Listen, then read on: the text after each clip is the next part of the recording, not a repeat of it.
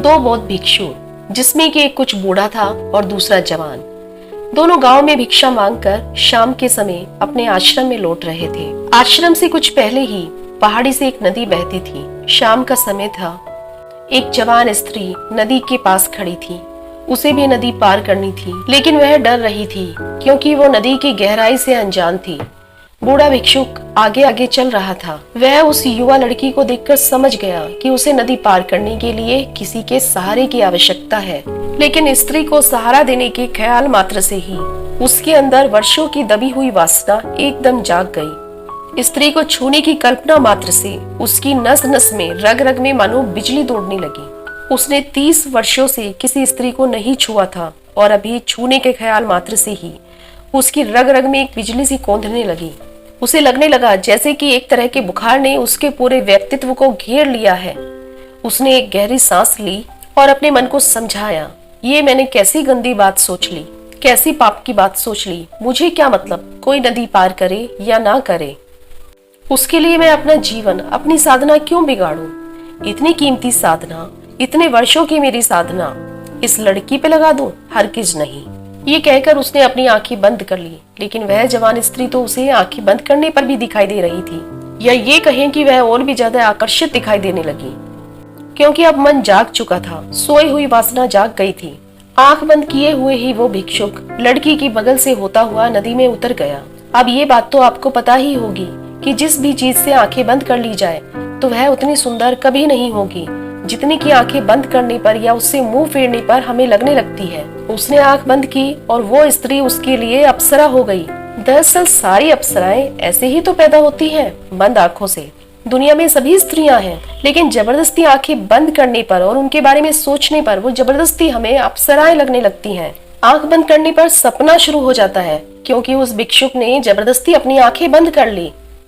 इसलिए अब मन ही मन में वो उस स्त्री को ही देख रहा था।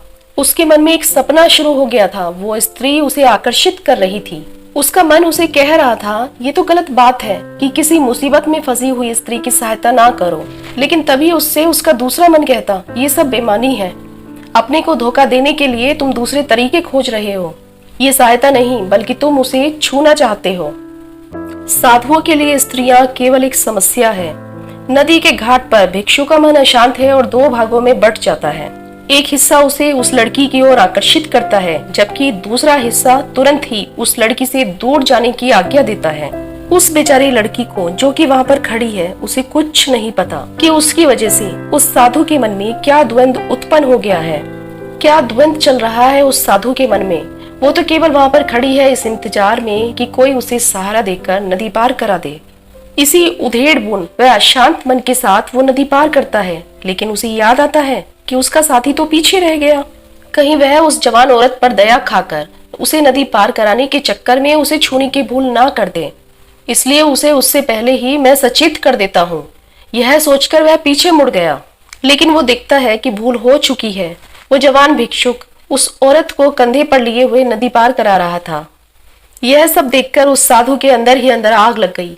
तरह तरह का उसका मन होने लगा, तरह तरह के विचार उसके मन में आने लगे। उसने सोचा कि कितना अच्छा होता कि यदि मैं ही उस स्त्री को नदी पार करा देता, लेकिन अगले ही पल उसने अपने मन को डांटा, ये क्या पागलपन है, मैं उस औरत को अपने कंधे पर लूं, अपनी 30 साल की साधना भंग करूं क्या? गंदगी का ढेर है औरत का शरीर और मैं उसे अपने कंधे पर लूंगा? नर्क का द्वार है स्त्री।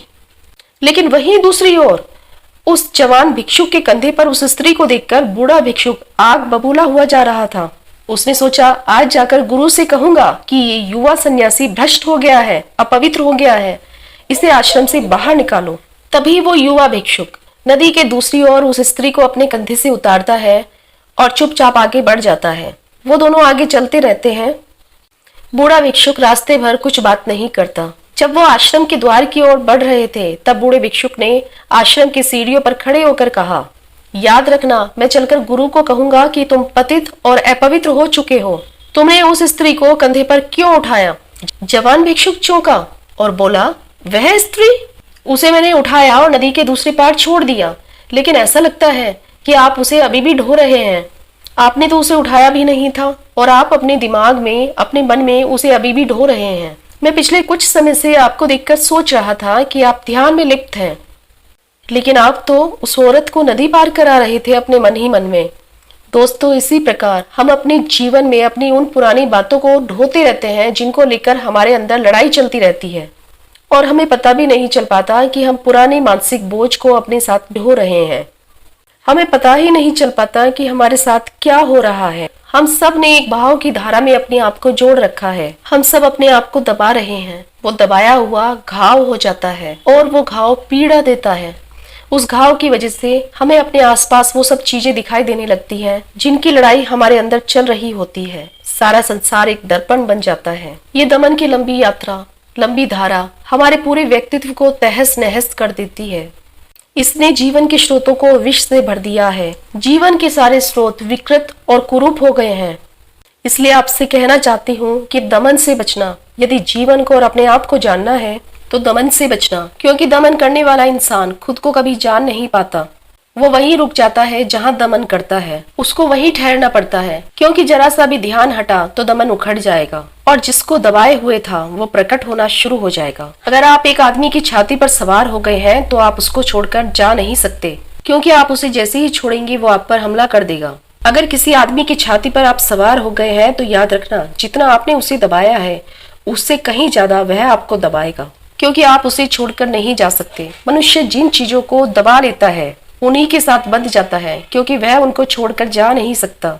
इसलिए खुद के विचारों और भावनाओं को दबाने से बचना चाहिए, क्योंकि भावनाएं दबाकर आप दूसरों के सामने दिखावा तो कर सकते हैं, लेकिन आपके अंदर एक बवंडर, एक कलह उत्पन्न हो जाएगी। यही आपके अंदर एक अशांति और हीन भावना को पैदा करेगी। इसलिए यदि आप खुश रहना चाहते हो तो वर्तमान में जियो और पुरानी बातों को भूल जाओ। जैसे हो वैसे रहो। दूसरों के सामने अच्छा बनने के लिए खुद को मत दबाओ, क्योंकि आप जैसे हो वैसे ही अच्छे हो।